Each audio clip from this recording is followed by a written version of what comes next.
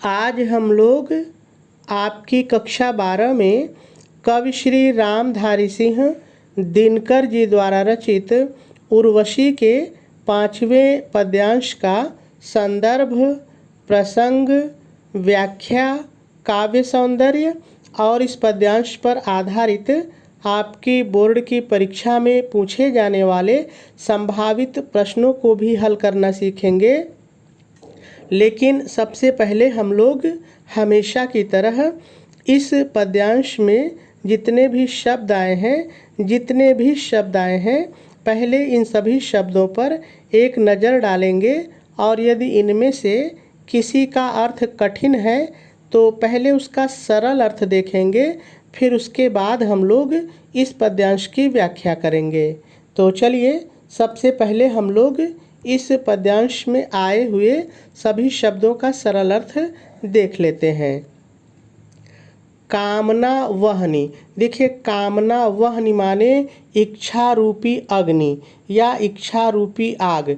देखिए, कामना माने होता है इच्छा और वहनी माने अग्नि या आग, तो दोनों को जब एक साथ कर लेंगे तो हो जाएगा इच्छा रूपी अग्नि या इच्छा रूपी आग। की सरल है, कोई दिक्कत नहीं है। शिखा। देखिए, वैसे तो शिखा माने ज्वाला भी होता है, शिखा माने चोटी भी होता है, लेकिन यहाँ पर हम लोग शिखा का अर्थ लगाएंगे शाखा। शिखा माने शाखा, ठीक है। मुक्त। देखिए, मुक्त का मतलब होता है स्वच्छंद, स्वच्छंद, ठीक है। मैं सरल है, कोई दिक्कत नहीं है। जो उर्वशी हैं वो अपने लिए कह रही हैं मैं। अनवरुद्ध। देखिए, अनवरुद्ध का मतलब बाधा रहित, बाधा रहित। मैं सरल है, उर्वशी अपने लिए कह रही हैं। जितना भी मैं आया है सब उर्वशी के लिए आया है, ठीक है। अप्रतिहत। देखिए, अप्रतिहत का मतलब है जिसे कोई रोक न सके या जिसे रोका न जा सके, दोनों में कोई भी एक लेके व्याख्या कर सकते हैं। मैं सरल है, मैंने पहले ही बता दिया है, उर्वशी के लिए आया है। दुर्निवार। देखिए, दुर्निवार का यहाँ पर मतलब है जिसे कोई विचलित न कर सके या आप कह सकते हैं जिसे विचलित न किया जा सके, ठीक है। चलिए आगे देखिए। मैं सरल है, कोई दिक्कत नहीं है। सदा। सदा माने हमेशा, सदा माने हमेशा। घूमती फिरती हूँ। सरल है, आप इसको कह सकते हैं घूमती फिरती रहती हूँ, घूमती फिरती रहती हूँ। पवन आंदोलित। देखिए, पवन आंदोलित का मतलब है वायु से उठी हुई या हवा से उठी हुई या पवन से उठी हुई, चाहे जो एक ले लीजिए, कोई दिक्कत नहीं है। वारिद तरंग। देखिए, वारिद तरंग का मतलब यहाँ पर है बादल की लहरों पर साथ में जोड़ लेंगे, बादल की लहरों पर। देखिए, वारिद माने बादल होता है, आपको पता ही है, और तरंग का मतलब लहर कर लेंगे, तो जब यहाँ पर पूरा लेंगे तो वारिद तरंग, तो इसका मतलब बादल की लहरों पर, ठीक है, पर साथ में ले लेंगे। समासीन मतलब आसीन या बैठी हुई, समासीन माने आसीन या बैठी हुई। निहार मतलब ओस, निहार माने ओस, ठीक है। आवरण का मतलब होता है पर्दा, यानी किसी चीज़ को जिससे ढकते हैं, तो आवरण माने पर्दा होता है। में सरल है, कोई दिक्कत नहीं है। अंबर। अंबर मतलब आकाश, अंबर माने आकाश। के सरल है। आर पार को ऐसे ही रहने दीजिए, कोई दिक्कत नहीं, बदलिए मत, आर पार को आर पार ही रहने दीजिए। उड़ते सरल है, उड़ते या उड़ते हुए। मेघों को मतलब बादलों को, मेघ माने बादल होता है, तो मेघों को मतलब बादलों को। दौड़ मतलब दौड़ कर, दौड़ माने दौड़ कर।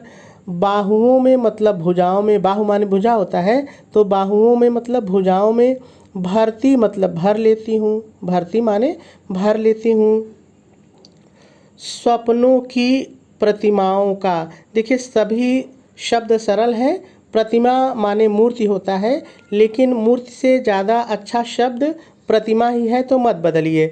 वैसे आप बदलना चाहें तो इसको मूर्ति कह सकते हैं। तो स्वप्नों की प्रतिमाओं का आलिंगन। आलिंगन का मतलब होता है गले से लगाना, ठीक है। आलिंगन करती, करती सरल है, कोई दिक्कत नहीं है। चलिए आगे देख लेते हैं।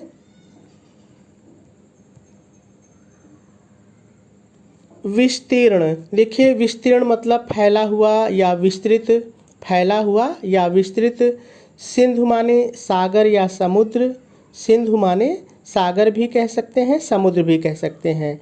के बीच सरल है, कोई दिक्कत नहीं है। शून्य, देखिए शून्य को चाहे तो आप ऐसे ही रहने दीजिए, वैसे शून्य का मतलब होता है खाली, खालीपन, खाली स्थान, खालीपन, ठीक है। एकांत, एकांत भी मिलता जुलता शब्द है। तो एकांत का मतलब जहाँ कोई अकेला हो, उसके आसपास कोई ना हो, आप जानते हैं। तो एकांत को ऐसे ही रहने दीजिए।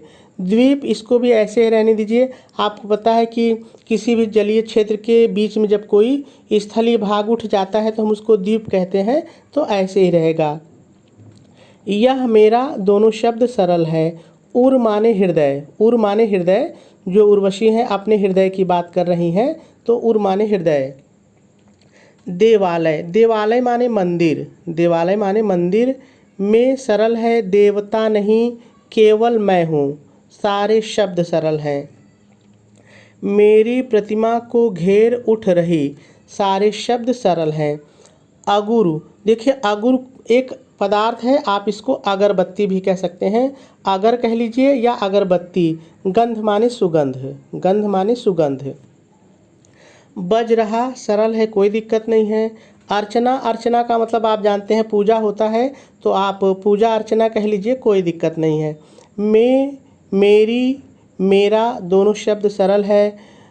नुपुर, नुपुर का मतलब होता है घुंघरू, नुपुर माने घुंघरू, ठीक है। भू माने धरती या पृथ्वी। नभ माने आकाश, नभ माने आकाश। का सरल है। सब मतलब सभी या संपूर्ण, आप संपूर्ण कह लीजिए, कोई दिक्कत नहीं है। संगीत सरल है। नाद मतलब स्वर कह सकते हैं, गूंज कह सकते हैं, तो स्वर कह लीजिए, कोई दिक्कत नहीं है। मेरे, उर्वशी अपने लिए कह रहे मेरे।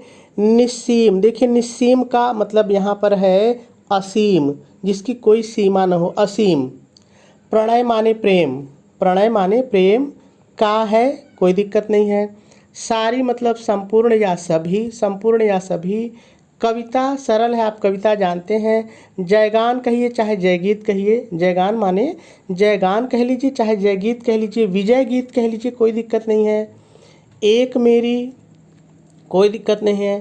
त्रैलोक मतलब तीनों लोक, त्रैलोक माने तीनों लोक। विजय का है, सरल है, तीनों शब्द सरल हैं।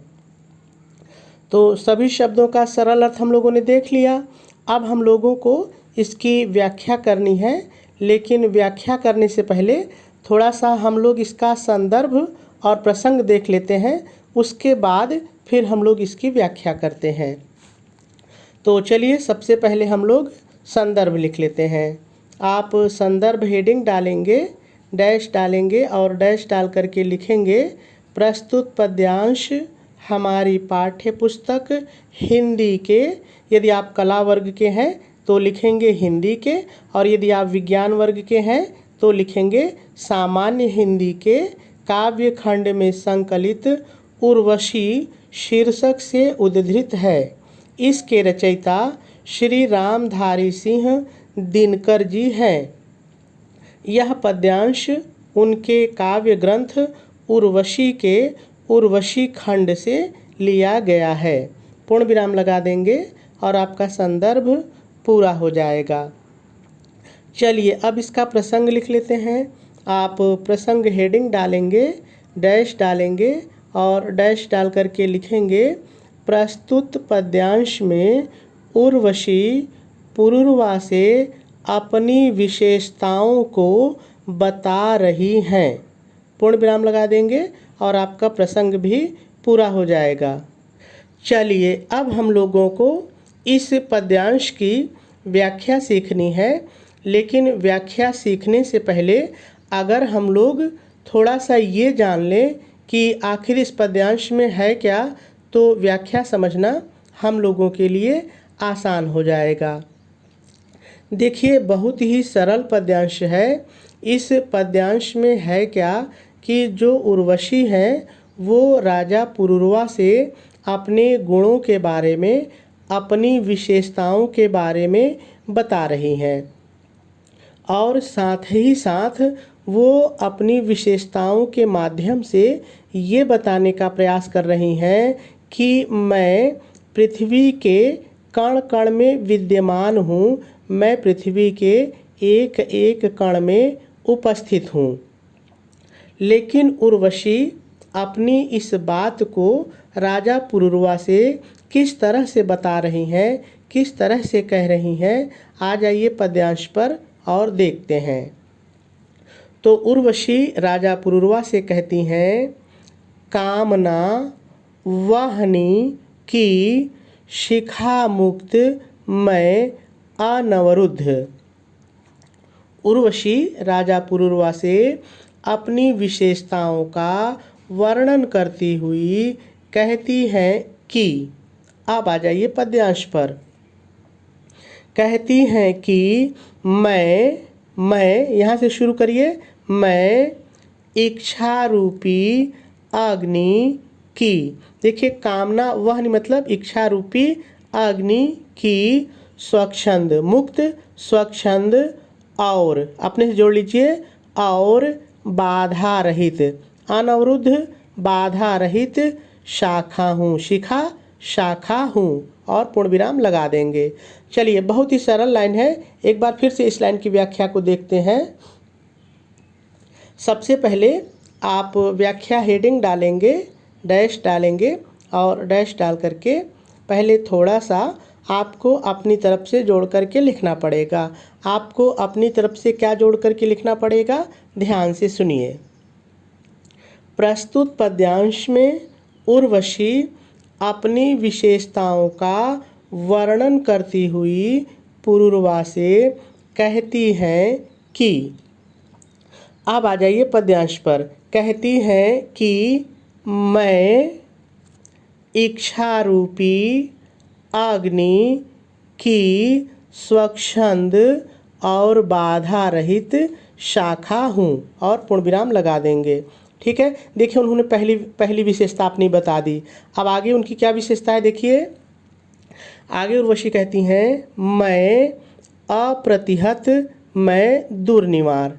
आगे अपनी विशेषता को बताती हुई उर्वशी कहती हैं, मुझे, देखिए मैं को बदल लीजिए, मुझे रोका नहीं जा सकता है, अप्रतिहत, रोका नहीं जा सकता है, न तो मुझे मेरे मार्ग से विचलित करके हटाया जा सकता है। दुर्निवार मतलब यहाँ पर है जिसको विचलित न किया जा सके, तो कहते हैं मुझे मेरे मार्ग से विचलित करके हटाया भी नहीं जा सकता। ठीक है, उनकी दूसरी विशेषता है। फिर से एक बार देखिए, उर्वशी कहती हैं, मुझे रोका नहीं जा सकता है, न तो मुझे विचलित करके मेरे मार्ग से हटाया जा सकता है। ठीक है, और फिर पूर्ण विराम लगा देंगे। चलिए आगे देखिए। आगे कहती हैं, मैं सदा घूमती फिरती हूँ। तीसरी विशेषता उनकी, ध्यान से सुनिए। उर्वशी कहती हैं, मैं हमेशा घूमती फिरती रहती हूँ। बहुत ही सरल लाइन है, बस आप इतना दिमाग में रखे रहिए कि उनकी कौन कौन सी विशेषता है। फिर से इस लाइन की व्याख्या देखिए। उर्वशी कहती हैं, मैं सदा हमेशा घूमती फिरती रहती हूँ, और फिर पूर्ण विराम लगा देंगे। चलिए अगली विशेषता देखते हैं। आगे उर्वशी कहती हैं, पवन आंदोलित वारिद तरंग पर समासीन। आगे उर्वशी कहती हैं, मैं, जिस लाइन में मैं नहीं है अपने से जोड़ लीजिए। मैं वायु से उठी हुई बादल की लहर पर आसीन हो जाती हूँ। ठीक है, समासीन, आसीन हो जाती हूँ। फिर से देखिए, उर्वशी कहती हैं, मैं पवन आंदोलित वायु से उठी हुई बादल की लहर पर, वारिद तरंग बादल की लहर पर आसीन हो जाती हूँ, और फिर पूर्ण विराम लगा देंगे। चलिए अगली लाइन देखिए। आगे उर्वशी कहती हैं, निहार आवरण में अंबर के आर पार उड़ते मेघों को दौड़ बाहुओं में भरती। बहुत ही सरल लाइन है और दोनों लाइन को एक साथ लेंगे तो हो जाएगा मैं, अपने से जोड़ लीजिए, मैं ओस के आवरण में ढके हुए आकाश के आर पार उड़ते हुए मेघों को दौड़कर अपनी भुजाओं में भर लेती हूँ, और पूर्ण विराम लगा देंगे। फिर से देखिए दोनों लाइन की व्याख्या। वो अपनी अगली विशेषता बताती हुई कहती हैं, मैं ओस के आवरण में ढके हुए आकाश के आर पार उड़ते हुए मेघों को दौड़कर अपनी भुजाओं में भर लेती हूँ। ठीक है, और पूर्ण विराम लगा देंगे। चलिए अगली लाइन देखिए। स्वप्नों की प्रतिमाओं का आलिंगन करती। आगे उर्वशी कहती हैं, बहुत ही सरल लाइन है। उर्वशी कहती हैं, मैंने कहा है कि जहाँ मैं न रहे आप अपने से जोड़ लीजिए। मैं स्वप्नों की मूर्तियों का, चाहे कहिए प्रतिमाओं का, या प्रतिमाओं को अपने गले से लगाती हूँ। आलिंगन करती हूँ, गले से लगाती हूँ। फिर से देखिए इस लाइन को। उर्वशी कहती हैं, मैं स्वप्नों की प्रतिमाओं को अपने गले से लगा लेती हूँ। ठीक है, और पूर्ण विराम लगा देंगे। चलिए आगे चलिए।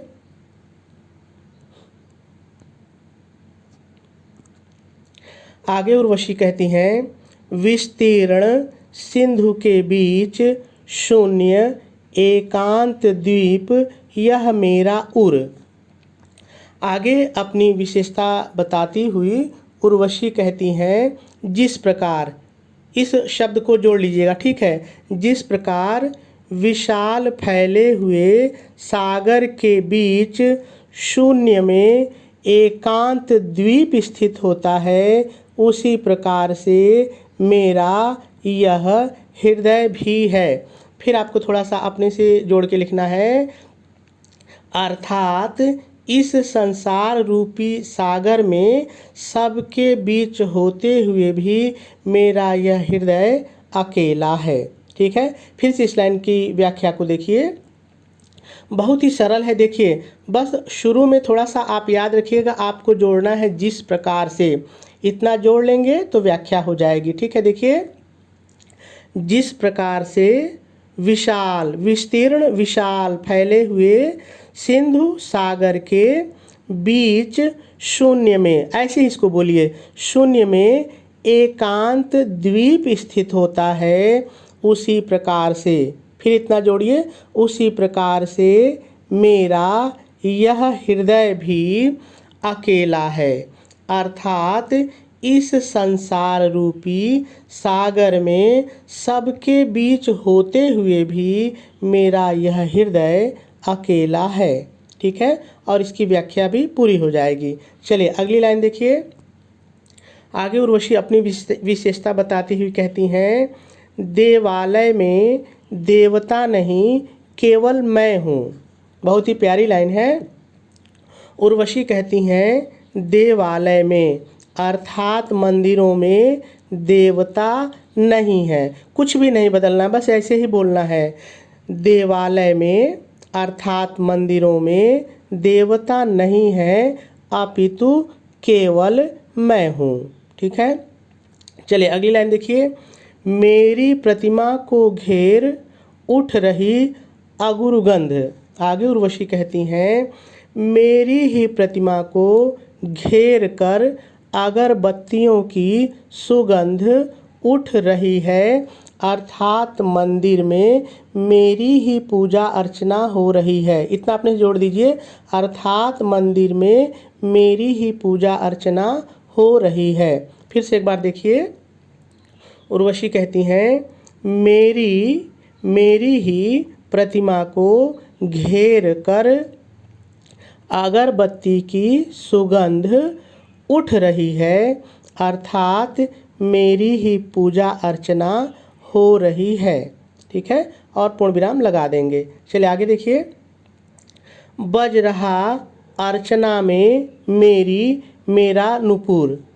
देखिए बहुत ही सरल लाइन है। आगे उर्वशी कहती हैं मेरी मेरी पूजा में, मेरी पूजा में मेरे ही घुंघरू बज रहे हैं। फिर से देखिए, थोड़ा सा आगे पीछे करना सीख लीजिए बस। देखिए उर्वशी कहती हैं मेरी मेरी पूजा में, मेरी पूजा में मेरे ही घुंघरू बज रहे हैं। ठीक है, फिर पूर्ण विराम लगा देंगे। चलिए आगे देखिए। आगे उर्वशी कहती हैं भूनभ का सब संगीत नाद मेरे निसीन प्रणय का है। उर्वशी आगे अपनी विशेषता बताती हुई कहती हैं कि धरती और आकाश, देखिए भूनभ धरती और आकाश का संपूर्ण संगीत स्वर मेरे ही असीम असीम प्रेम का है, अर्थात मेरे ही असीम प्रेम से उत्पन्न हुआ है। बहुत ही सरल लाइन है। फिर से देखिए, उर्वशी कहती हैं धरती और आकाश का संपूर्ण संगीत का स्वर मेरे ही असीम प्रेम का है, अर्थात मेरे ही असीम प्रेम से उत्पन्न हुआ है। ठीक है, फिर पूर्ण विराम लगाएंगे। चलिए आगे देखिए। आगे उर्वशी कहती हैं सारी कविता जयगान एक मेरी त्रैलोक विजय का है। उर्वशी आगे कहती हैं संपूर्ण कविता संपूर्ण विजय गीत एकमात्र मेरी तीनों लोकों पर विजय का प्रतीक है। शब्द याद रखिएगा, प्रतीक है। फिर से एक बार देख लीजिए। उर्वशी कहती हैं संपूर्ण कविता सभी विजय गीत एकमात्र मेरी तीनों लोकों पर विजय का सूचक है या विजय का प्रतीक है। पूर्ण विराम लगा देंगे और आपकी व्याख्या पूरी हो जाएगी। अब हम लोगों को इस पद्यांश का काव्य सौंदर्य और इस पद्यांश पर आधारित आपकी बोर्ड की परीक्षा में पूछे जाने वाले संभावित प्रश्नों को हल करना सीखना है। तो चलिए पहले हम लोग इसका काव्य सौंदर्य देख लेते हैं। देखिए, यदि इस पद्यांश में रस की बात की जाए तो इसमें शांत रस है। यदि छंद की बात की जाए तो यह मुक्तक छंद है। और यदि अलंकार देखा जाए तो इस पद्यांश में मुख्य रूप से उपमा, रूपक, अनुप्रास और मानवीकरण ये 4 अलंकार हैं। ये चारों अलंकार कहाँ पर हैं? चलिए हम लोग पद्यांश पर चलते हैं और देखते हैं।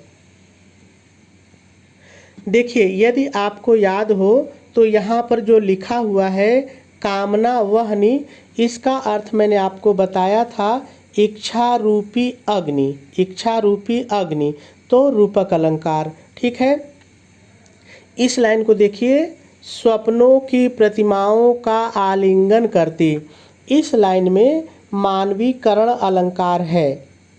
क्यों?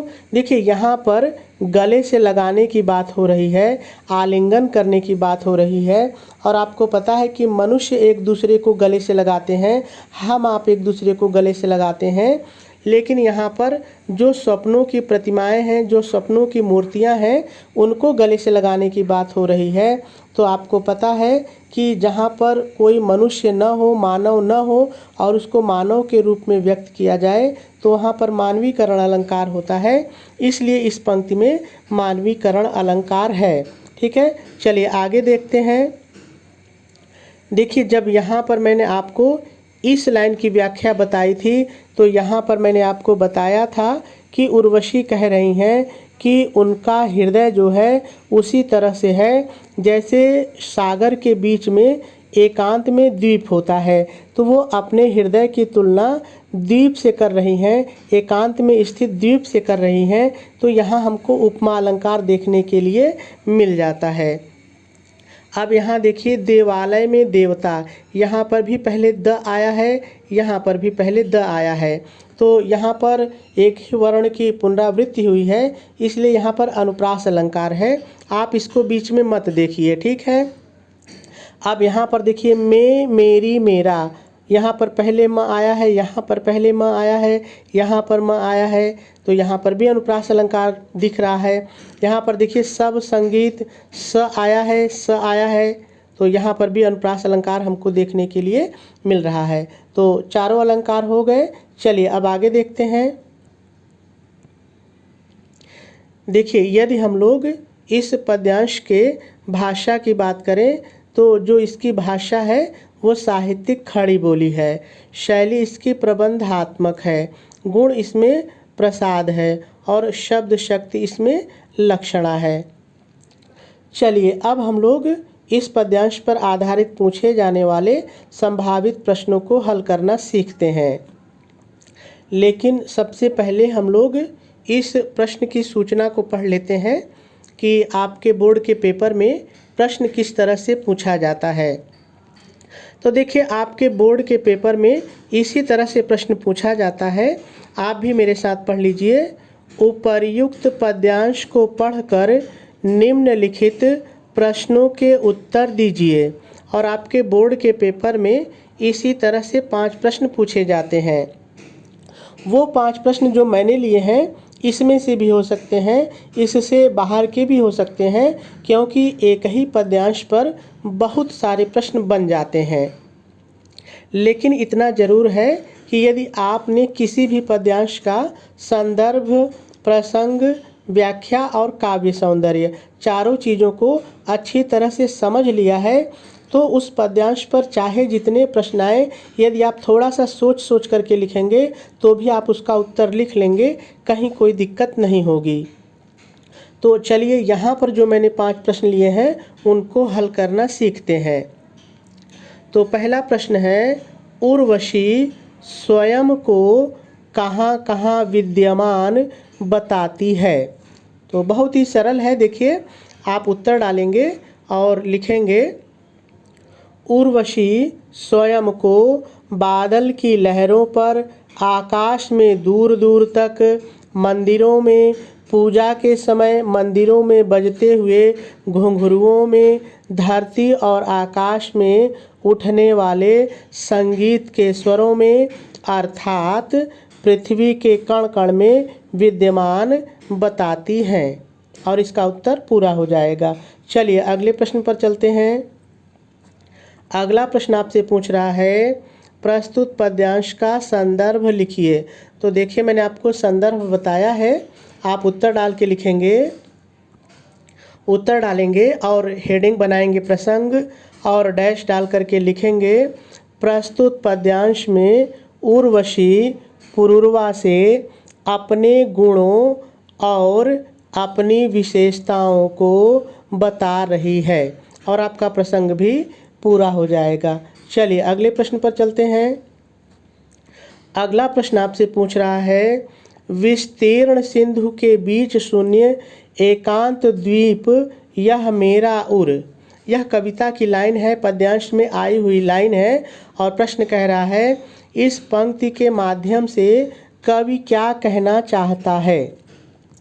तो आप उत्तर डालेंगे और उत्तर डाल करके लिखेंगे, उपर्युक्त पंक्ति के माध्यम से कवि कहना चाहता है कि जिस प्रकार से विशाल फैले हुए सागर के मध्य एकांत द्वीप स्थित होता है, उसी प्रकार से इस विशाल संसार रूपी सागर में उर्वशी इधर से उधर घूमती रहती है, किंतु उसके हृदय में खालीपन है।